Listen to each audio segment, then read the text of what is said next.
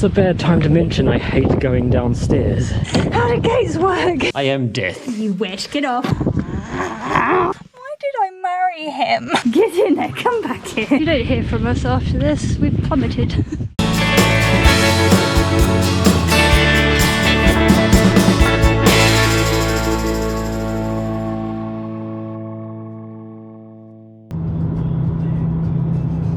On this wander, we are heading to the Jurassic Coast located in the south of England to explore our World War II ghost village named Tyneham. The village's history holds much sadness and heavy links to the war effort, which plays a pivotal role in military training even today.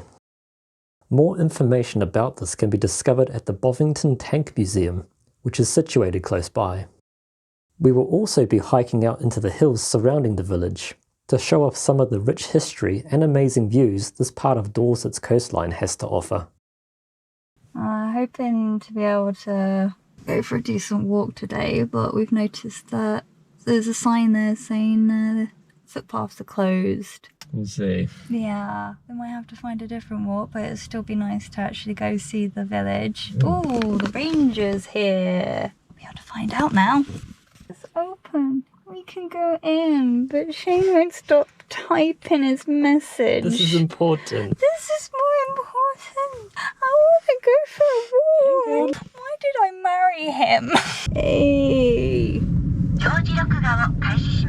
I've just seen the open. So we can go for a big walk. Yay.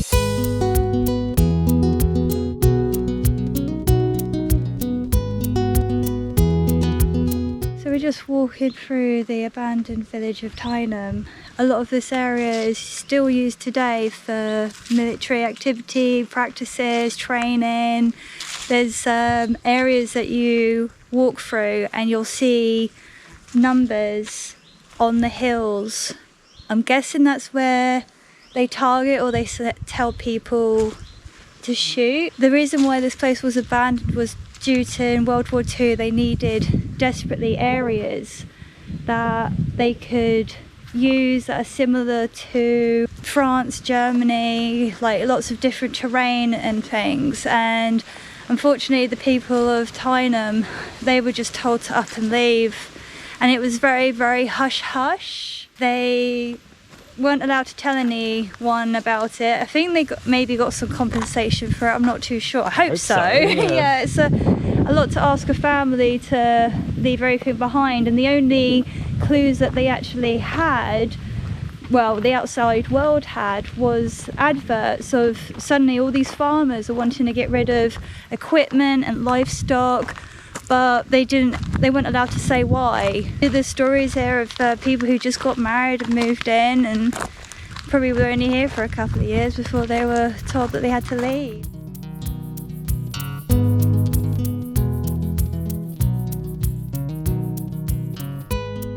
Just looking at the laundry cottage, and there's a photo there of a lady who just celebrated her 90th birthday, and just thinking what a life she must have led to have gone through 2 world wars, or at least been alive during that time. That's where the naughty Shanes are put. Oh no, this is where the naughty Shanes are put. Get in there, come back here. Oh, theatre. You got another little dress-up area. You're clearly the leading lady. I'm going to be the director. Who are you looking at?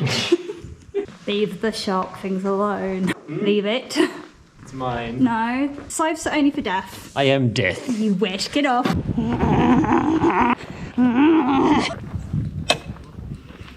Put you on a lead dig. You're the leading lady.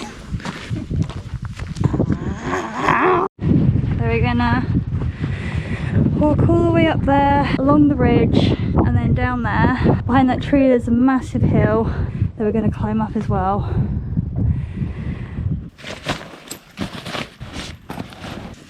Along this path, it is a firing range typically.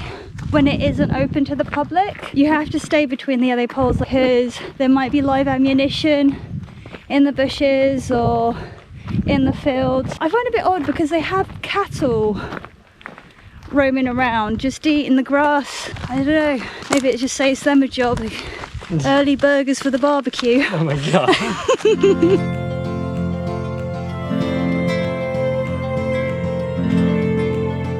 Milestone. Doesn't actually say how far No. they are, but we're going there to Worbarrow Bay, this way. Don't bring your car. The Jurassic Coast is the only place on Earth where rocks from the Triassic, Jurassic and Cretaceous periods can be seen all in one place. This represents about 185 million years of Earth's history. In total, it stretches 95 miles across the coastline of southern England. It's windy! One! Ah, it's windy!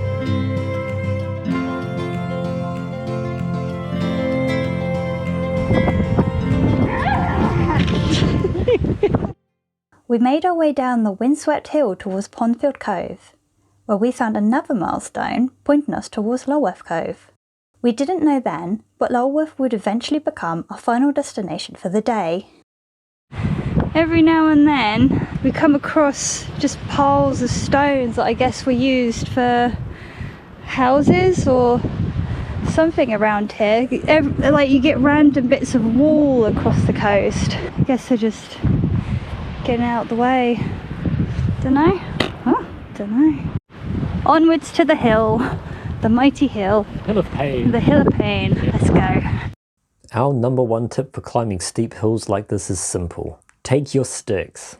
They help prevent you from slipping and sliding around no matter the weather. And more importantly, they can help prevent long-term injuries those kinds of accidents can cause. Almost there. Doing right, Egg? We reached the top. Let's get through. I can't get through. How do gates work? Oh, there we go. Panic over. Oh, what about a carrot? Wild carrot. Oh, I need to catch my breath again. Reward is a knackered sign. You? Really nice view. The Hill of Pain leads all the way up to an old Iron Age barrow named Flowers Barrow. Over 2,500 years old, this hill fort provides stunning 360-degree views across the entire region. After a quick moment to catch our breath, we found the next milestone and continued heading to Lulworth Cove. Looks like this path just leads over the edge. You don't hear from us after this, we've plummeted.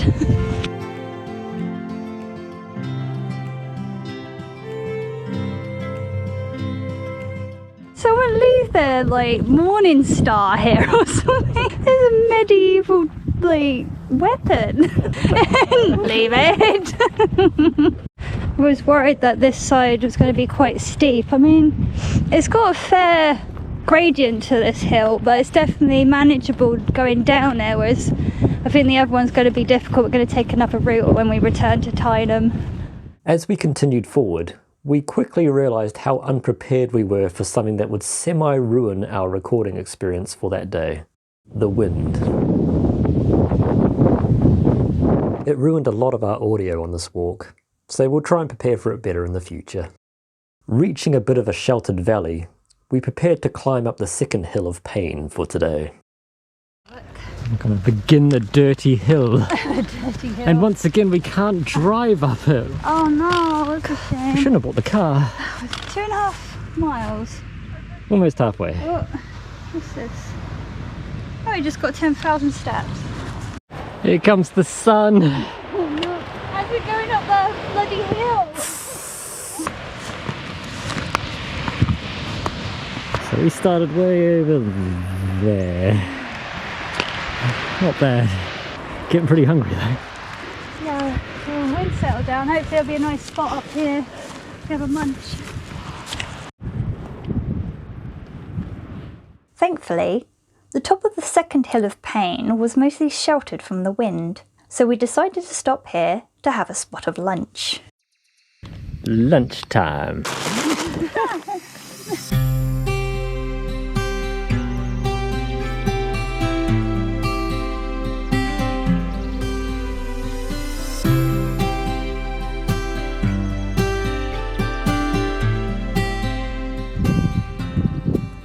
Knight thee, Sir Slug of Lulworth. Now move forth and seek your destiny. It's a lot of responsibility for a slug. So we have actually walked quite a long way. Did we plan to come this long? No. This is just kind of what happens most of the time. So we've just walked all the way from like over there. That was the first sort of hill we walked up. Now we're here and we're not even there yet. So we're just going to keep going and get to Lulworth Cove. yeah. So we just talked to a really nice lady who told us about a fossil forest which you thought was closed. Yeah, no, Windy. it's very windy. Can you hear us? If not, we'll take some shots and explain it in a voiceover. So, I haven't been to the fossil forest since I was a kid. Shay's never been, but it's all these petrified trees. It's amazing. They just all turn to stone. So we're going to pop down there to have a quick look now.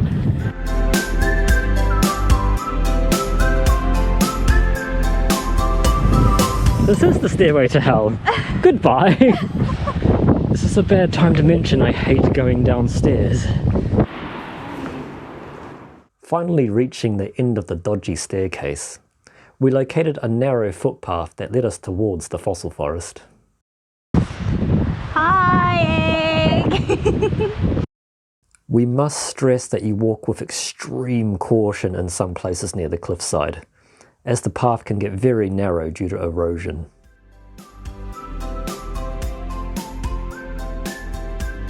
The fossil forest formed around 150 million years ago, when there was a drop in sea level around the world. Trees were able to grow in areas that were once completely underwater. But over time, the areas reflooded, and much of the forests were resubmerged in marshes. As the water levels rose and the trees died, their logs and stumps were preserved in the sediment of boggy waters, eventually becoming the fossils you see here. You can even see gaping holes in the ground where some of these ancient trees once stood. The forest has been described as one of the most complete fossilised forests of any age, making it a must-see if you are into your geology. Lulworth Cove was right over the hill, so we decided to head straight there. The cove itself is stunning. It is considered one of the best places in the world to study geology, due to the variety of rock and unique formations. It is hugely popular with tourists and locals, and has even been featured in films such as World War Z. A large landslide took place at the cove earlier this year during a storm, preventing people from moving from one side of the cove to the other unless they had a boat. However, 6 months worth of foot traffic has created a climbable path through the rocks, so we decided to head that way and cautiously traverse through it to reach the main visitor centre. But first, we had another obstacle to get by. Almost anything is possible to traverse when you remember to pack your stick. Well, sort of.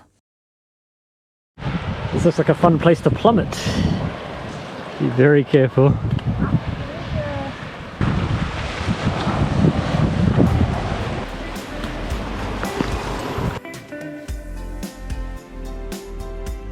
It's either that or come down that way. Oh my god. That's gone. I think a few things have been eroded over the years.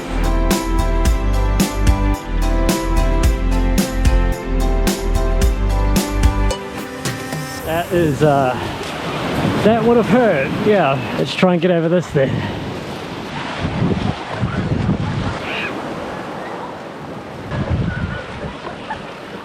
Well, that bouldering is coming handy.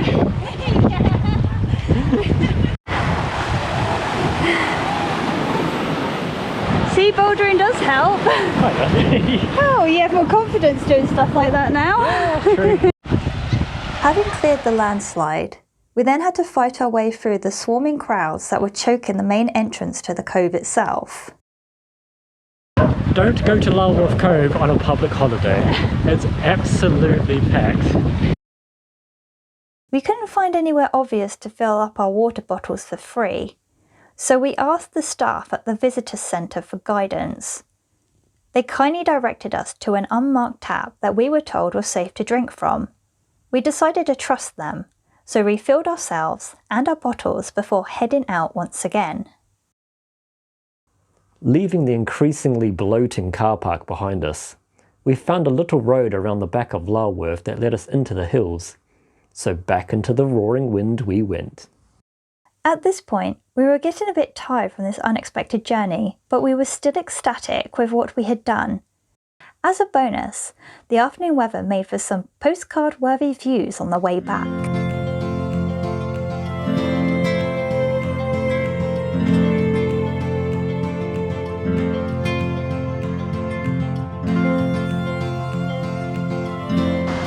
One last hill. It's quite a mighty one. We passed several wrecked tanks standing guard on the side of the hill that we completely missed on our earlier descent. And speaking of wrecked things, the wind was still destroying us as we trudged upwards. Still pretty windy!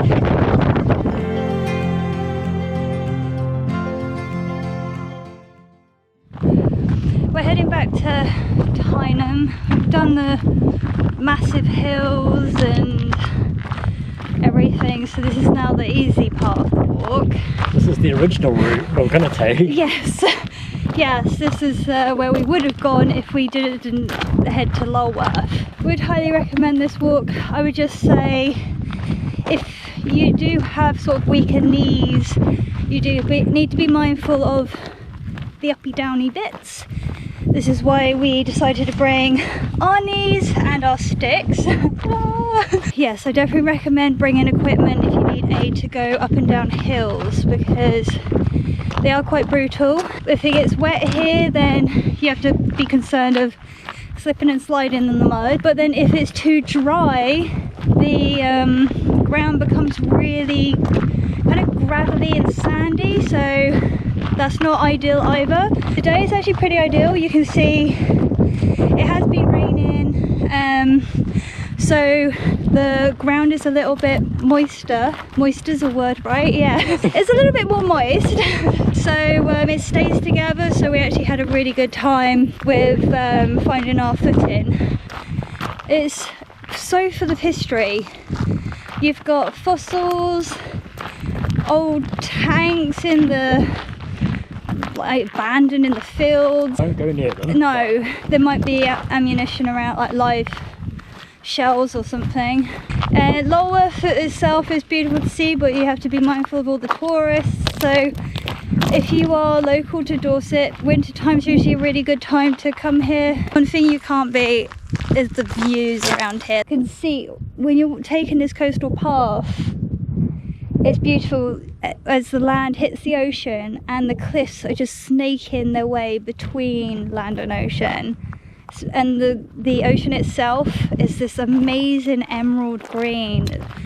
Not after a storm, it goes a bit grey then, but on these calmer days and the sun's out, it looks so rich and vibrant. Okay, so we're gonna finish making our way down towards Tyneham, and I believe the path is gonna pop out at the church.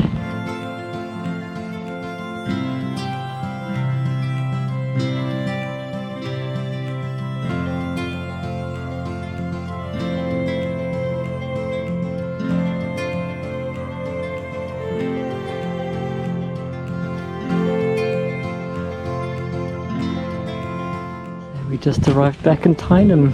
So that's how you turn a 3-hour hike into a 7-hour hike. We hope you've enjoyed this unexpected walk with us. If you want more content like this from us, please consider leaving a like and subscribing to our channel. We hope to see you again soon.